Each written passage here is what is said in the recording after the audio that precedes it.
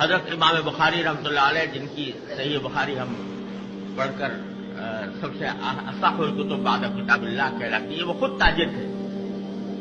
تجارت کیا کرتے تھے، اور تجارت میں اللہ تبارک و تعالیٰ نے ان کو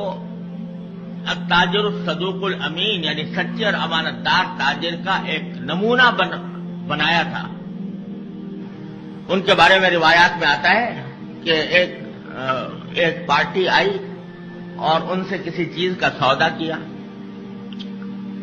امام بخاری رحمۃ اللہ علیہ نے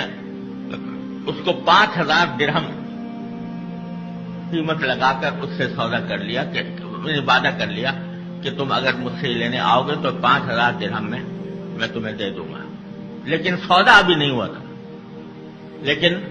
یہ کہا کہ دل میں یہ نیت کر لی کہ میں 5000 میں دے دوں گا، اس کو دام بتا دیے کہ 5000 ہے، لیکن کوئی نہ وعدہ کیا نہ کوئی سودا ہوا، صرف دل میں ارادہ تھا۔ اس شخص کے واپس آنے میں دیر ہو گئی، 1 گھنٹہ یا 2 گھنٹے گزر گئے، اور